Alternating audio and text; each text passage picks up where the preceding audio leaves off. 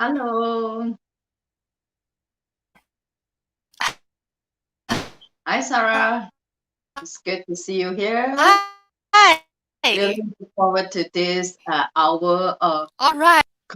chatting with you, having a conversation with you about this very good and meaningful and important topic. Yeah. Yeah, absolutely. And for you all the way in Canada right now, 9 a.m., to join us for this episode is a great honor. I'm so glad I'm doing this with you, Pepe.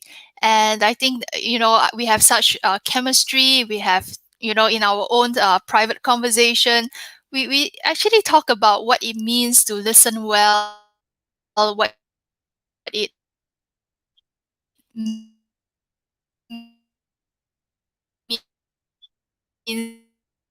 to broad our audience today. And thank you so much for being here, Pepe. And I Yeah. also want to say a big hi to everyone who is watching this right now. Allow me to have a little introduction of Pepe. And Pepe, please feel free to share more about yourself after that. Um, Pepe has 15 years of psychotherapy experience, and she specialized in selective mutism. It is very difficult to actually find an expert on selective mutism. So I am so thankful that Pepe right now is one of the listed therapists on the therapy platform. So anyone who knows someone who experienced selective mutism, or the parents, or a friend who experienced their child experience that, please reach out, because Pepe has a wealth of experience on selective mutism. She has written papers, and there are many successful outcome after parents and their children started seeing Pepe. So I'm so glad Pepe today is going to talk with me and discuss on the topic on listening well and empathy. Pepe, more Yes. about you. Would you like to share more about yourself? Now, first of all, really thank you for giving me this opportunity to have this conversation with you about listening well, which is a very important topic, not just for us as a therapist, but for every one of us who are in a relationship as a parent, as an employee, as a coworker, as a manager, as a good friend, or as a boyfriend, girlfriend, husband, and wife. Is a skill that we all would like to have because it allows Mm, us to build a better relationship with the other person we're in relationship with. And mm, I definitely agree with you about the chemistry you have since the first day we met as friends, and eventually we became friend plus colleagues. There's always a lot of sparks, when we share and when we um, just hash out, bounce off ideas with each yeah, other. So yeah, thank you for the absolutely. chance, and yeah, thank you for your great introduction about my work with selective mute children. Mm, It was and yeah, gratifying for me to see them grow and yeah. eventually go to school. Yeah. And we will definitely want to spend some time understanding about your work on selective mutism and how important listening well and empathy is, especially in Mhm. the area of your work when working with selective mutism. But like you have nicely set up the various scenario, it actually applies to so many contexts. Like in every aspect of our relationship, it's so Mhm. important for us to know Mhm. how do we listen well? What really is Mhm. empathy?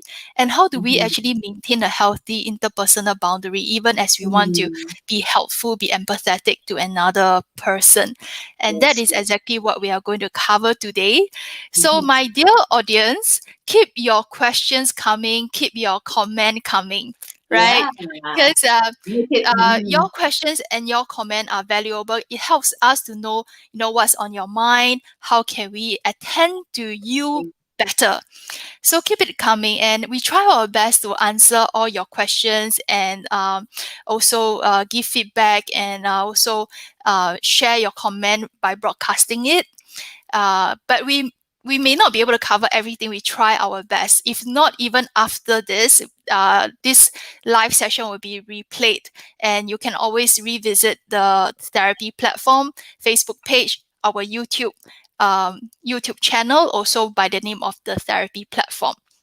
Without further ado, we have lots to cover tonight, this evening.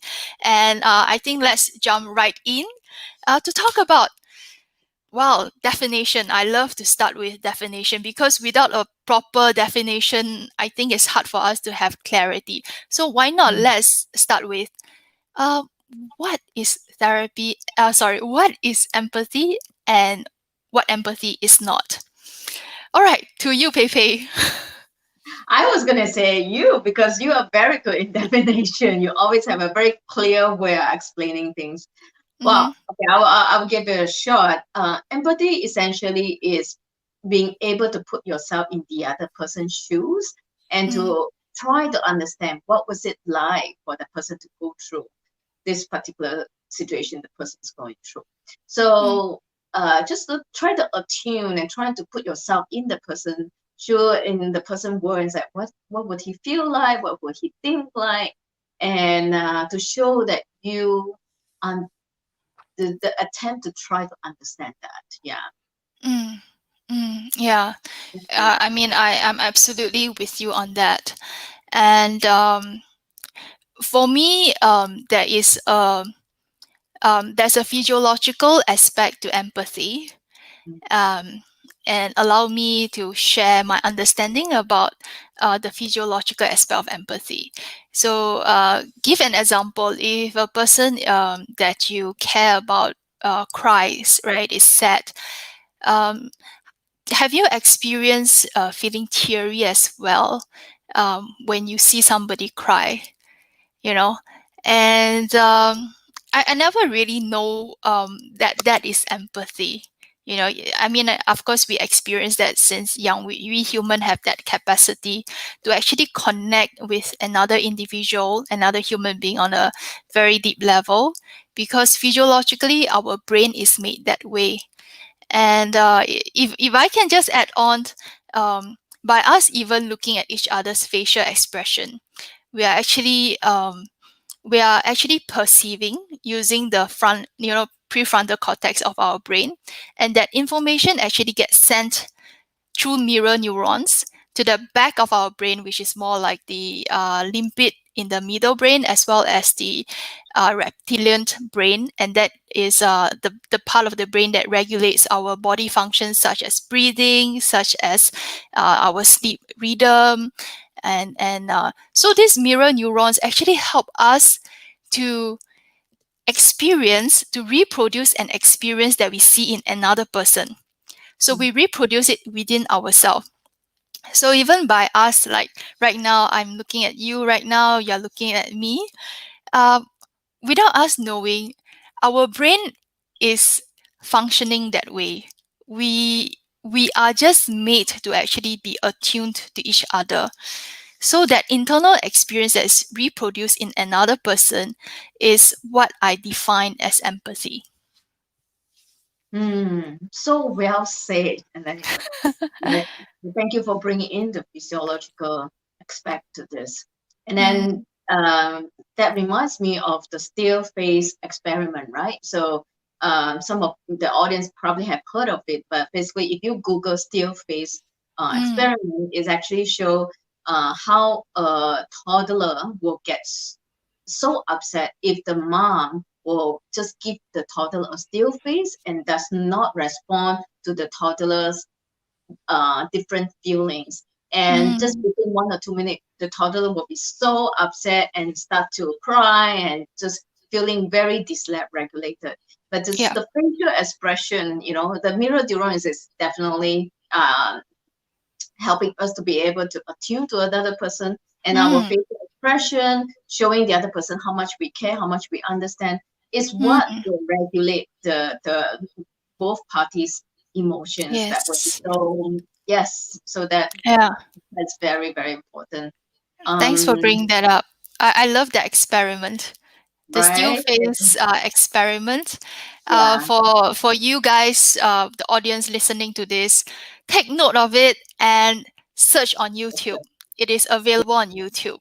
Yeah, it Yes. fully explains, and it's marvelous to see how the infant really look to the parent for that understanding about the infant's experience. And I think that is what we all need innately. We need another person to understand our experience, and we are Mm. also curious about somebody else's experience.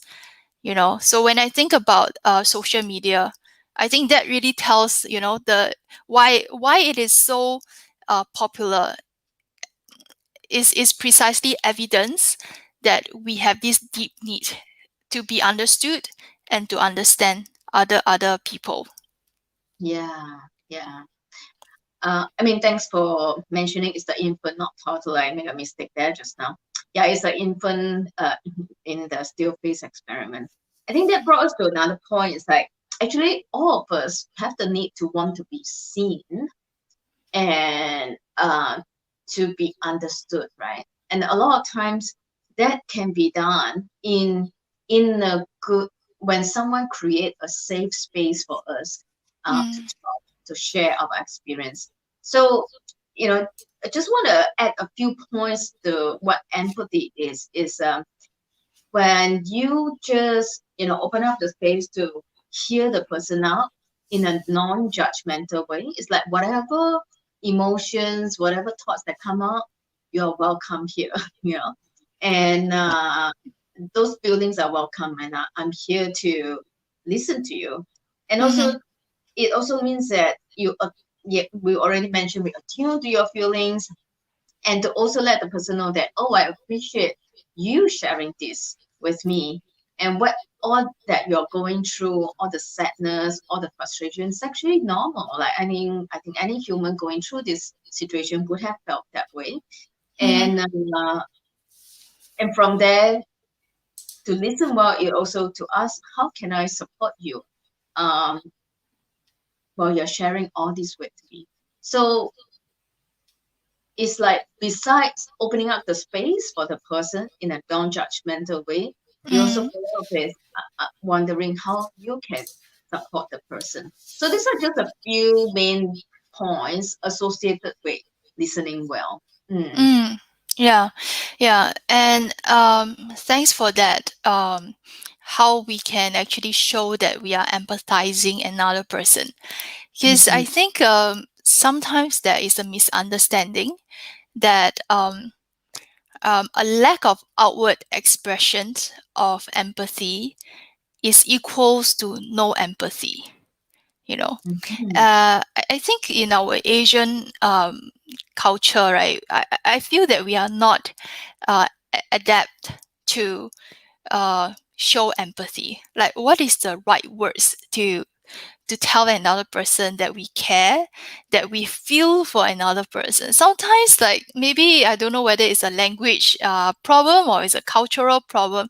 It's just so hard to actually express how we actually have already empathized. But I think it would be a misunderstanding to think that if a person did not express care, means that the person did not empathize. And I think in the Asian culture, a lot of empathy expression happens in non-verbal way. Like, for Mm. example, people may just keep silent when somebody is sad, allow the person, just stay with the person, not interrupting the person when the person is sad. Or like you can see from another person's facial expression that that person can feel what you're feeling. Like, I can see the tears in another person's eyes when I was sharing my problem and when I was tearing away. So that tells Mhm. me, even without words, that person Mhm. is empathizing with me. Because Mhm. empathy is an internal experience, and how we choose to express empathy, that actually takes an art form, which you are about to share with us on that, I suppose. Mm. Oh, I just say that there's a comment coming in. Mm. Um, my Yeah, Sarah, would you like to read the comment and the question? Okay, it's from Abby. Thanks, Abby, for the comment. She says, my 7-year-old son would ask me, why do I look upset when I have the still face?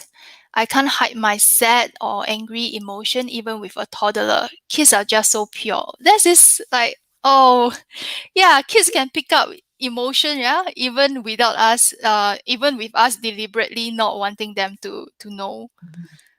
Oh. Yes, yes, for sure. And that brought out a very good point, right? Like they sometimes just our mood will affect our the mood of our kids, right? Um yeah, and I mean a quick response to that is like when the kid pick up that emotion, you can say, yeah, you're right. Mommy is really not feeling that great today. Mommy is a bit upset today. And but then acknowledging your feeling, but to say thanks for noticing, right? And then you say, but I will be okay. I just need some time, just do something, then I'll be okay after. So Mm, thanks for caring, but go on and go on and do whatever, like playing or eating. So let the kids mm, know that you thank them for noticing. That's amazing. Like they mm-hmm, care enough to mention it, and then also tell them that it's not nothing for you to worry about. This me as an adult, I will take care of it. Then please go mm-hmm. on do your thing. Yeah. Yeah, yeah. And I think that's such good advice because kids tends to take on responsibility. Like kids want the parents to be okay. And Mhm. when the parent is not okay, the kid may be looking for answers, may take on the responsibility to want to make the parent feel okay again because the parent are just the world and everything to the child. And that is really the power of empathy. But we also don't want the child to take on that unnecessary responsibility to make the adult okay, because sometimes it's okay not to be okay. And that Yeah. could be a lesson to for the adult to share with the child as well that, yeah, mommy is not feeling happy right now. Something is bothering me, but Mhm. don't worry about it, you know. Mhm. And I guess that goes to talk about the function and the purpose of empathy, you know, Yeah. because as I reflect, the function and purpose of empathy is for us to know what is the experience of another person, but Mhm. what we want to do about it is secondary, is an afterthought, how we want to Mhm. communicate the empathy with the person. Yeah. Mhm. So yeah, I think we can't help lah, unless I mean, there's a research that says that, you know, if you don't have empathy for another person at all, that is a uh, trait of a antisocial personality disorder. I think it's a very is an inborn ability for us to be able to empathize, right? For yeah, predominant for most of us. I mean, when you go to movies, you feel like crying when because we empathize with the movie characters, right? Or it remind us of some of our own experience. So we all, most of us would have the ability to empathize.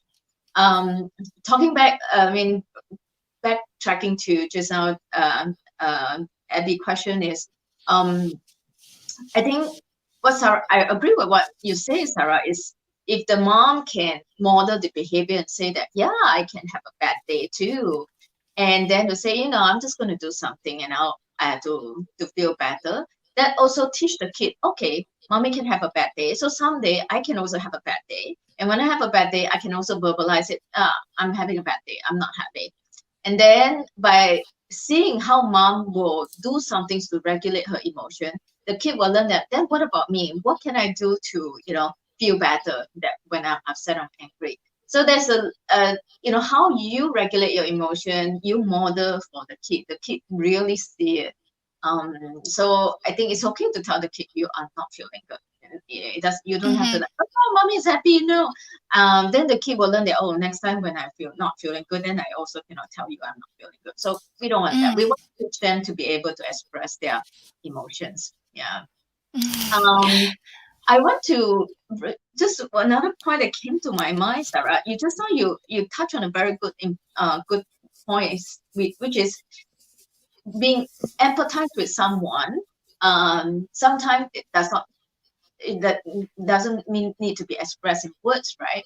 And I think for all of us, we can go back to our own experience. Like when you feel that someone empathize with you, when someone make you feel seen, what was that experience like? You maybe can call on some experience whereby the person didn't really explicitly say things. Just like you say, the person may you just see the tears in the person's eyes, and that is enough for you to feel that, oh my gosh, the person got me, and the person is really Yeah. here, and Yeah. that is enough, right? Yeah.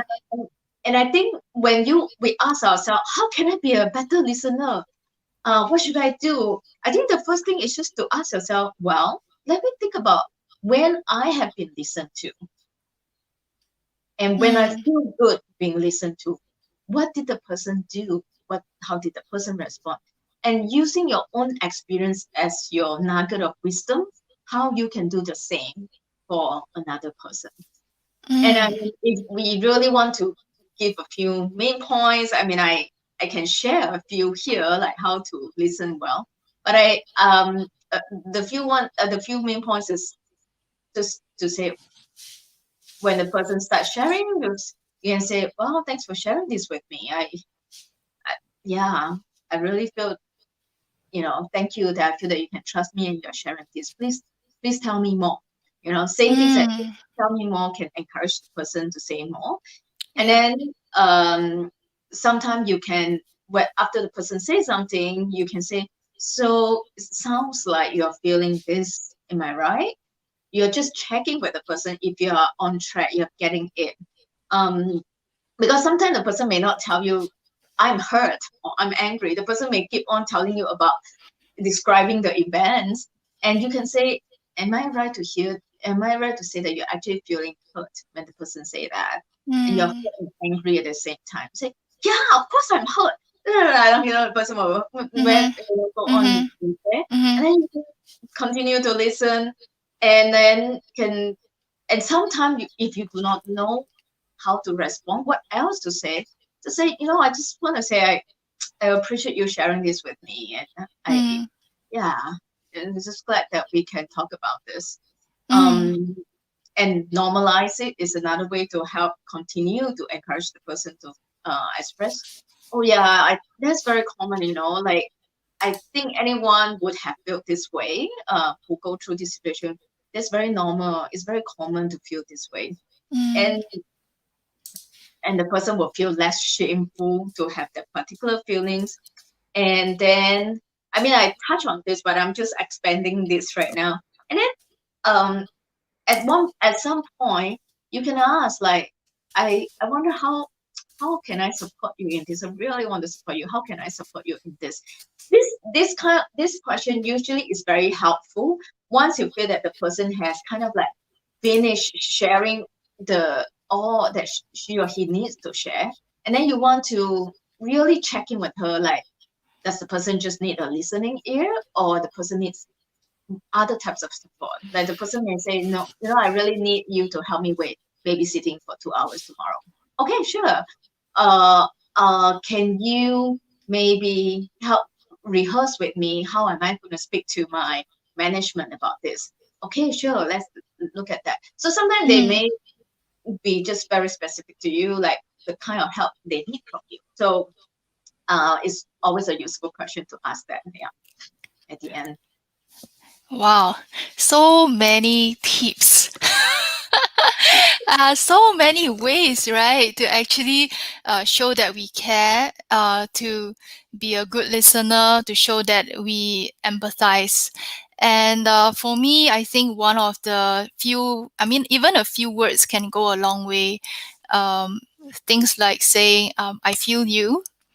Is I Yeah. feel you is basically saying that I can feel what you're going through right Mhm. now. So Yes. I feel you. And in our discussion, Pei Pei, you also suggested like statements like that sounds like a tough situation. Yes. Yes. Yeah, yeah. Definitely. Mhm. And what you've said, so far, like being present with the person, appreciate them for sharing, Yeah. normalize their feeling so that they Mhm. don't experience shame in having the feeling they're having. Yeah. All this goes a long way. And you also added to ask for permission if we like to share our own experience, because sometimes that's not what they want. They just want you to listen. They don't want you to Mm-hmm. interrupt. They don't want you to Mm-hmm. give solution. They don't want Mm-hmm. you to share your experience. They want you to understand their experience first. So I suppose, yeah, that is very respectful if we ask for permission before we share our own experience. And also, they may not be looking for teaching or advice or solutions. Yeah. Yeah, so just a bit of a summary on what you have shared so far. And here we have actually, we have a number of questions, and Okay. we are taking note, and we will, share our take on it along the way. We will leave it to the last 15 minutes of our discussion. Mm-hmm. So don't worry about it. We will do our best to address your questions. Thank you so Mm-hmm. much, and keep it coming. Don't hold Yeah. yourself back. Keep it Thank coming. you. Yes. Yeah. Yes. Definitely. And shall we move to the next focus that Sure. we have prepared? Yes. So Pei Pei, there are times where listening becomes difficult. Like Yeah. some people, they may be oversharing. They're just going nonstop for hours. And they talk all about themselves and nothing else, and how miserable they are, how bad their situation is, and Yeah. they are not looking for any solution at all, right? So this is not uncommon. So that there will be times where listening is difficult. um, so I wonder, what would be your take? How do we handle situation when listening to others become difficult, and why would it be difficult, right? Yeah. It's a very good question, and I think that happens a lot, right? I think it depends. Sometimes when you listen, you just feel that the person just want to vent, just want to let everything out. And in fact, maybe want you to agree with them that how bad a certain situation is. You feel that they're kind of like in a blaming mood. And it there is a there's a fine line. I mean, because sometimes um okay, so let's say if you feel that you will your listening is not really helpful to the situation, and then you can again say, I I hear you, I hear that you're very frustrated. Wow, what a tough situation. I mean, I just wonder, how can I support you right now? Just by asking that question may again redirect the conversation Mm, to look at the solution part. And then you will know if the person say, oh, I just need to vent, right? Can you just let me, give me another 5 minutes? I just need to let it all off. It's okay, cool. Yeah, vent away, right? Then at least there is a limit and there's a structure to it. mm, Um, I mean, that's one scenario. I mean, maybe yeah. Sarah, you have yeah. Yeah, I think so. Yeah, I think setting a limit that is good and healthy for both the listener as well as the one Yeah, who is sharing. for sure. Because sometimes people can go on and on, but they are going in circle, right? Yeah, And it's not any helpful for them as well as the listener, and it can yeah, build frustrations. yeah, So I think of it as like a scene. How do we keep the scene healthy? And the yeah, scene involve who is there listening to that material. right. Yeah. So if the person is oversharing, I think Mm-hmm. setting a limit, that would be a very healthy thing to do, to say that, like, how can I be helpful? And if the person is, I just need you to listen to me. But okay, I think it's okay for us to say our own limit. Like, I may have to uh, go somewhere, so I may not be able to hear your full story of your experience. I have maybe another 10 more minutes. Um, and I feel that sometimes it's so hard, especially if we care about the person. Can it be may Would it be misconstrued by another person that we are not interested in them? So I think that there is a common dilemma. I am speaking for myself, that maybe we really want to help, we are really wanting to be helpful, but it is so tiring, and it's not any helping, just to be on the receiving end of uh, or the negative emotion. Perhaps it's really too much for us to handle, that it actually triggers my inner emotion, such that I'm not able to be attentive to what the person is saying anymore. I get switched off already. So I like what you have said just now, Pepe. I think it's good to actually set the limit, as well as to reflect about your own capacity. You know, I Mm-hmm. think about, like, maybe if I feel that, this is stirring a lot of difficult emotion within me as I'm listening Mm-hmm. to you, and it's Mm-hmm. something that I have to reflect about. It's something that Mm-hmm. I have to process. I Mm-hmm. think I can be honest with the person to say that I have never thought of that, and I'm feeling a lot as you're sharing, but I don't know how else I can be helpful. I may need to take a break from here, and maybe can we talk about something else at this point of time? um, that I feel would be healthier, because you need to maintain your own personal boundary. You need to Mm-hmm. also take care of yourself as a listener. So I would actually say that, it's just like the airplane situation, right? In an emergency, Mm-hmm. before we help a child, we have to help ourselves first. Only when we have the Mm-hmm. capacity, then we Yeah, can help another person. Yeah. definitely, definitely. So well said, Sarah. Yeah, I think each of us will have this gut feeling. I will encourage you to just tune into your own feelings too, because sometimes when you listen to someone, you know that you are in that mode, like you really want to hear more, and you can feel that uh, the energy is that you want to continue to hear more so that you can um, provide listening support and maybe even some help later. But sometimes you can feel that, oh, that's too much right now. I'm not feeling good. Like the person says something, I just feel that no, no, no, it's enough. Just tune into your feeling, and sometimes it could be just okay. Hold on a second. Is that okay? I just interrupt you, but what you're telling me is this is this. Is that what you really mean? Sometimes it just means that you have to kind of interject the person, and then kind of like summarize what you have heard, and then from there to move on to the next point to understand what is the situation and to help the person. But that may be helpful. But sometimes when it's too much, it's really like whatever, like you say, your emotions are being stirred, and Mm, it's okay not to continue to listen because there is a time and place for everything. Because certain things the person share may be too much. Uh, for the context of friendship is something that probably mm, the person can only get help from a professional, and that's mm, when you can, you know, set your own boundary and say, I wonder if this is something more helpful if you speak to a counselor. Um, mm, maybe we can look at, I mean, you know, I know a few websites with a counselor, and then you just redirect them that way. And to be honest, that it's actually hard for me to hear because it also still have a lot of feelings for me. When you do that, you are actually again modeling how to set up healthy boundaries for mm, yourself.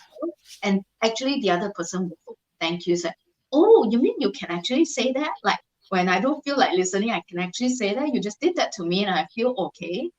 And next time I can do the same for others as well. mm-hmm. Yeah. So, mhm, Yeah. So nicely put, Pepe. And I think absolutely with you on that. I just find that sometimes oversharing can also be crossing boundary, right? And sometimes the material that is shared can be confidential. yeah. It could be inappropriate, even, like, for example, in a work context, if a boss come and talk to you about sexual material, for example, that is obviously a no-no, right? You don't want to hear something that makes you feel uncomfortable. And in that situation, I think we can definitely excuse ourselves, so we don't have to always be in the position where I have to be the good person. I have to always listen to the what the person has to share, because we No, also need to take care of our own well-being, so that we can be a good caregiver, be a good friend, be a good colleague, and we want to stand by our own boundary. So that's a good reminder to say that, you know, it's okay that we don't want to continue with a certain conversation. Yeah, for sure. And I mean, of course, when you if a coworker come to you and share something with sexual connotation, that could also mean there could be a sexual harassment statement, and definitely, yeah, you want to stop that and say, oh Mm, wait, I don't think I'm comfortable hearing that. I don't think this is appropriate. Yeah, let's stop here. I mean, mm, that would be a topic of another live show. You know, how do you keep yourself, your boundary, keep a healthy boundary when you hear such things in at workplace. Um, but yes, definitely, if someone is telling you too much details, oh, I want to tell you my intimate details, like my partner, this, said, oh, I think this is too much for me to hear. I'm not comfortable, too private. Yeah, and mm, just let the person know. Say your boundary. yeah. Um, so just one last thing. I feel that the capacity to build empathy, because one of the question like Wei Cheng has is, uh, let me show her question. Um, do you think empathy can be cultivated and how? So that brought me to the reflection that actually a lot of times, right, in our own life experience, we may have a lot of feeling, and if we shut down on all these feelings that we have, we are actually um, closing, so-called, so to speak, closing the door to empathize with some other person who has similar feeling. Yeah. Like, for example, if I talk to a friend and a friend is grieving over the death of another friend, right? Um, she's been talking about that person, and if I have not processed my own feeling of the grief I have, uh, of the friend as well, it would Yeah. be maybe, and I don't want to be reminded, for example, I don't want to be reminded of this grief that I'm having. I'm shutting down on my own grief. So since I'm trying to shut down my own grief, anyone who would remind me of that grief uh, is not, will not be able to reach to my empathy capacity, because I am not empathizing with myself to begin with. I'm not accepting my own feelings. So, and I shut down to another person's feeling that may remind me of the feeling that I want to shut down.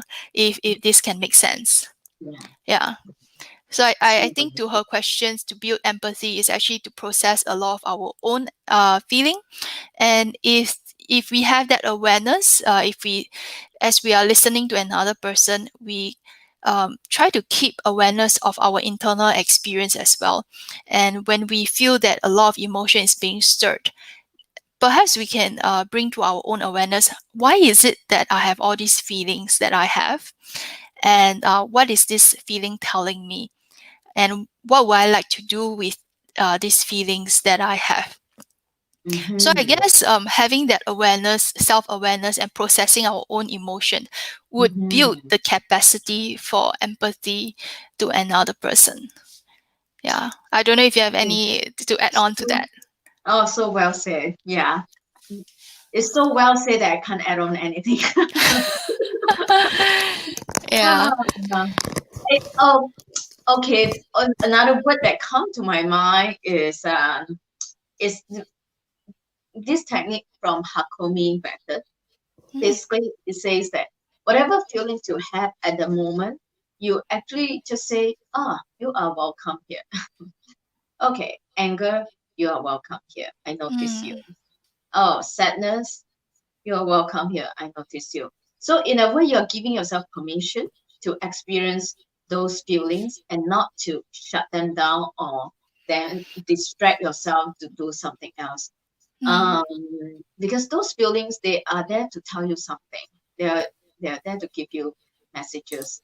And looking at those feelings, trying to understand what those messages they're telling you, then it will inform you what are the steps, what do you need to take, steps you need to take to address, you know, the root mm. issue. Yeah. Wow, nice. Okay, we are right on time. Now it's 9:40 and we still have one last focus, and the focus is on your specialty, Pei Pei, on selective mutism of friend's child who who has selective mutism, or maybe we are just curious about what selective mutism is. So, can you share with us about selective mutism and how listening and empathy um, helps children who suffers from selective mutism? Really thanks for bringing this up and asking me this question, because October, which Mm-hmm. is where we are in, is actually the Selective Mutism Awareness Month. And so I would love to, share some information to create more awareness for this condition. So basically, it's a predominantly childhood anxiety disorder, whereby the kids consistently do not speak in some social situations like in school, although they speak very comfortably, communicate very effectively at home or in places that they are relaxed or comfortable. And they may be a chatterbox at home, but the moment they go out, they the words they find difficulty to speak, and sometimes Mm, they may physically may even be frozen. And so this will create a lot of challenges, right? Let's say in school, they can't even speak to say, I want to go to the washroom. So some kids actually don't drink water because that they won't have to go to the washroom. And so it's a very distressing experience for them. And then they can't play with their friends because they don't really verbally interact with them. They can't answer teacher questions, so that affect their school performance as well, school mm, learning experience. Um, the the way to help selectively mute kid is to look at the condition as a type of phobia. All right. Just please remember that it's not a behavioral problem. They are not being defiant, and they are not just being shy, or they are not, um, and it's definitely not autism. Okay. Um, when you look at phobia, like how you help a kid overcome a dog phobia, you actually show a kid the picture, followed by the videos, followed by the real presence of the dogs. You do step by step. So with mm, selective mutism, it will starting with short answers to longer answers to eventually short conversation to longer conversation, step by step.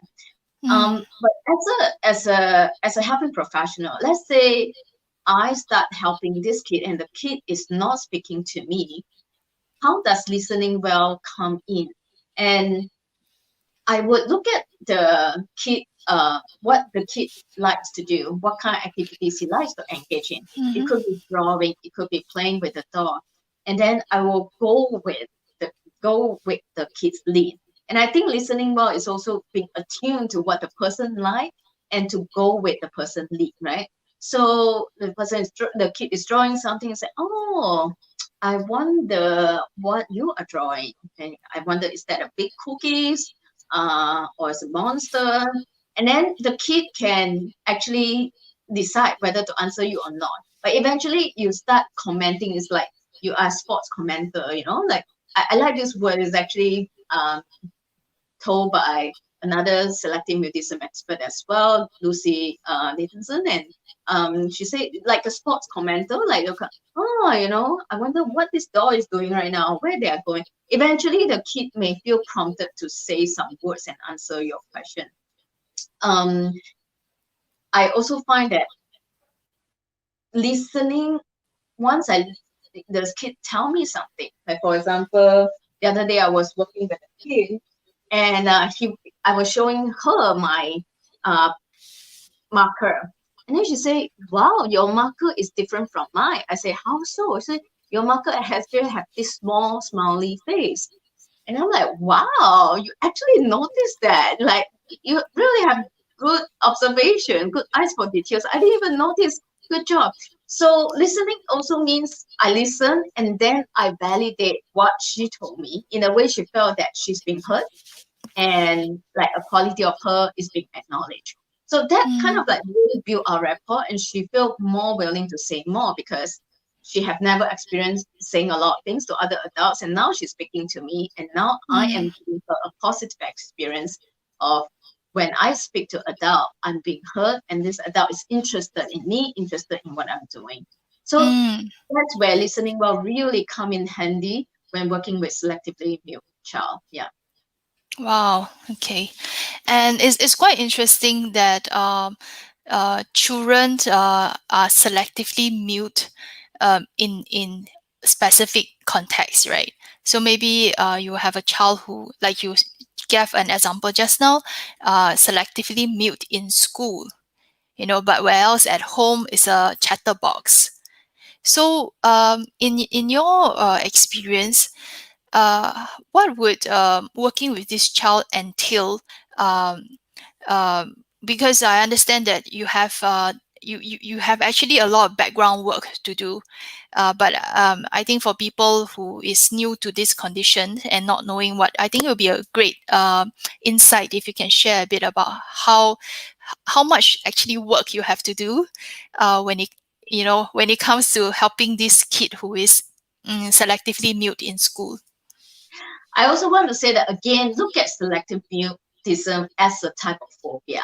And how would you help a child with a phobia overcome the phobia? You break down the fear situation in small, small steps. So, for example, the child is afraid of having a conversation at school, for example, or with this new adult. Then you break it down to you don't have to say the whole thing. Just maybe start answering yes or no. And then later on start answering is it blue or red, that fourth choice question. And then later on just answering one sentence, and then later on just reading a book maybe. So those short questions are less anxiety provoking for the child Mm, because it's they know the answer is structure. They just have to say it. It's not mm-hmm, spontaneous conversation.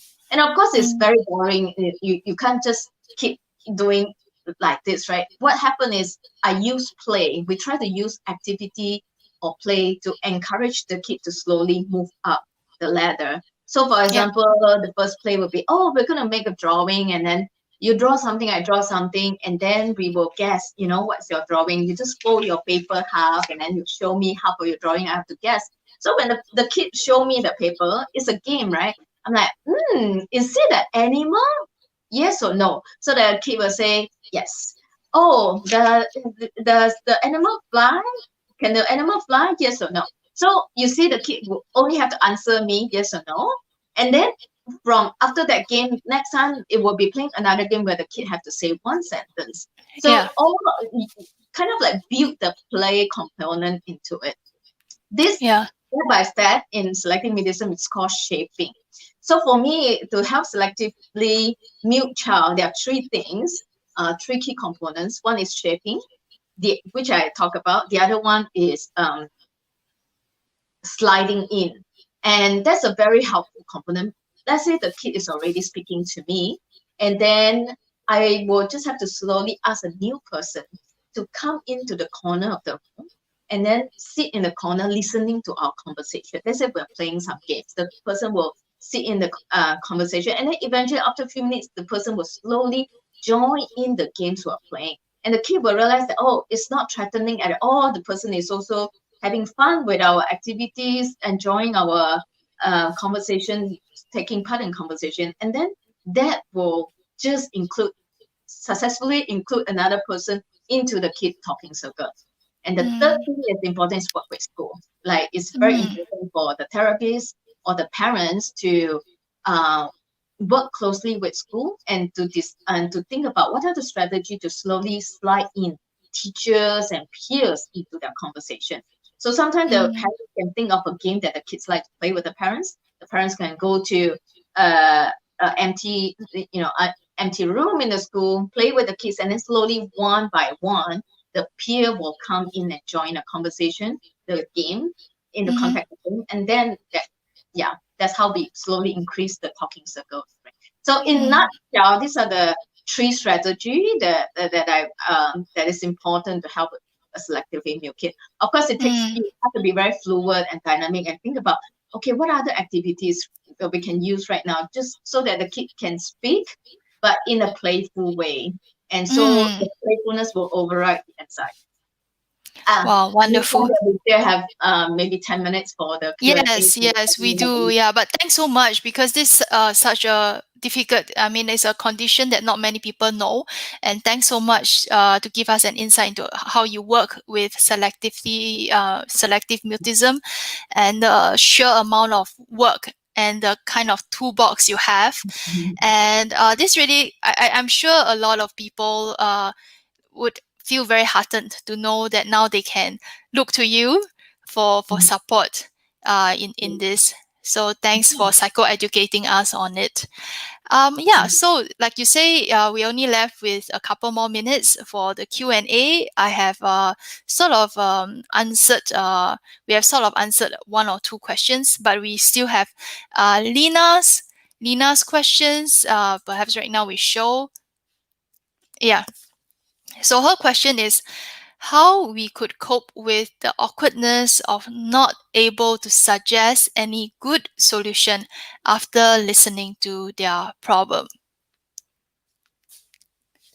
Very good question. Very good question, Nina. And thanks for asking that. Yeah, it's so good. Because that happened a lot of times, right? I'm like, what do I say? Like, how do I help this person? Yeah. I mean, for me, I think it's okay to just say, I'm not sure. What can I suggest right now? Sounds like a very tough situation. Really not easy. I'm really not sure what solution to suggest. And again, you can put back the question like, what would you like to do about it? What do you think would be helpful for you? Sometimes the person will know the answer, but they just Mm-hmm. need a space to, let all of this out, and then maybe they Mm-hmm. already know the answer. You can just put Mm, that. Yeah. yeah. And drawing back to what you have shared earlier, Pepe, that we can always ask how the person would like us to be supportive to the person, Mhm. right? Yeah. And we can always say what we don't know. Like this Yeah. is a situation that is new to me. I have no thoughts about it, and I want to be as helpful as I can. But frankly speaking, I don't have a solution for you right now for your situation. And I'm not sure whether a solution is what you're looking for in this given moment. So I think is instead of taking on the full responsibility to solve somebody else's problem, listening well and empathy is more of setting up that stage for the joint experience so that two person instead of one right now can tackle the experience can together being very nicely attuned to each other. We are drawing on each other's internal resources to work on certain situations. So I think like give the analogy, for example, of carrying a heavy rock. So I Mhm. have a difficult experience. It's as though I'm carrying a heavy rock. But now that there's this one person who is willing to understand, is able to see and able to feel how heavy it is for me to carry this rock, and this person come by and carry the rock together with me, because the person empathize with me, carry the rock. So the person is experiencing the heaviness of the rock together with me. And because the person experienced the heaviness, we can now together, instead of one brain, one mind, now we have two brain, two mind, to think about what we are going to do with this heavy rock. Yeah, that's how I think. Yeah, sometimes empathy may not lead to an action, but a lot of times because we can empathize well, we are in better position to help another person. Yeah. And it's just such a great metaphor, right? Like Sarah, thanks for sharing that metaphor. And I always want to remind ourselves and everyone is that sometimes when the person share, just the fact that the person is no more isolated in having that issue, but having someone heard that they are having this issue. Just the fact that someone is listening and I'm no more in isolation with this particular issue is already helpful. Because when you break isolation, you feel that you are less shameful about this particular. You Yes. broke the shame, Yeah. and that somehow itself will just kind of lighten up the person, and maybe how the person think what's the next step. Mm-hmm. And I think of in my own experience, sometimes I listen to my friend, I'm like, I really do not know what to suggest. I'm like, oh, I really do not know what to suggest. We still have 20 minutes. I would say we still have 20 minutes of time. What can we do right now? Do you want to have like some dessert? Shall we go to that shop, or do you want to have ice cream? So like the person, sure, And so just you also like let the person know that after you listen to her, after she share all this with you, you are still a good company to spend time with her, to go for Mm. dessert, or to have some share pleasurable activities. And they just kind of like normalize the whole situation and just also show the different aspects of the friendship too. And that can be very helpful. So I just want Mm. to say you don't have to have the solution all the time. Sometimes just, Yeah. suggest something else lighter that is just as helpful. Yeah. Yeah. I think empathy is like a superpower, because if you can really feel easily for another person, you gain Mhm. so much insight into another person's experience. You will be so good at connecting with people. So to me, the capacity to empathize is going to do wonders. And I think the first person we can begin empathizing with is ourselves, Mm. and that is being kind to ourselves. And well, I just truly appreciate this time with you, Pei Pei, to talk Mm. about these very important and relevant topics.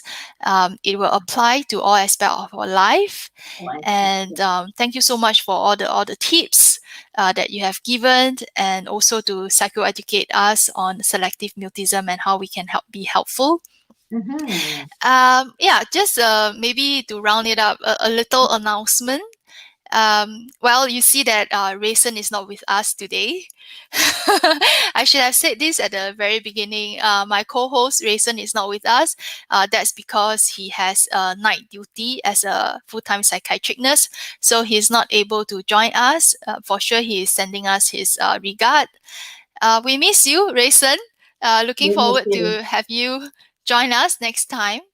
for sure. And Yes. yeah, and if anyone is interested to maybe find help, if you find that you have very difficult emotions, and maybe you're really looking for that um, the experience of being empathized, the experience of having been listened to, and a helpful person to really help you along the way to achieve certain insight, and Mm-hmm.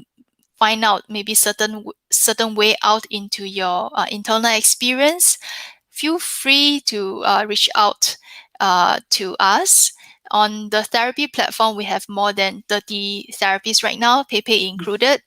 So I look forward. If you have any questions, feel free to email us. Our email address is contact@thetherapy.co, or simply just leave us a message here. We will respond to you. Yeah, so any last words before we end this session, Pepe? Sarah, just thank you so much for this opportunity to have this conversation with you. And I really like a lot of the important and good initiatives that therapy.com have, like this live event itself. And I look forward to listen to the upcoming ones. So definitely, if you feel that you need someone to listen to, someone professional, do check out the counselors in therapy.com. There is a list of very experienced and qualified counselor that can provide you with the professional help. So Sarah, being the founder of this platform, I want to acknowledge your effort and all the great work you have been doing to have this platform that make this professional service accessible to many people all over the world, because it is a website, right, that can reach everyone. Yeah, So well done, and really happy for uh, the work that therapy thank doctor you. is doing. Mhm. Thank you so much, Pepe, for your kind words. I'm taking it in. I need the encouragement and the love and the support as well. Thanks so You're doing much. great. You're doing great. Yeah, And keep up the also good wishing work. you all the best. Mm. So glad you now have decided to now focused and doing this full time. So I'm sure a lot of people will reach out to you from now on. Yeah. Sure. Okay, so that's it for us tonight. Thank you for staying tuned, and we look forward to seeing you again in our next episodes, which is in about 2 weeks' time. I will be inviting someone to talk about the topic of dealing with social rejection.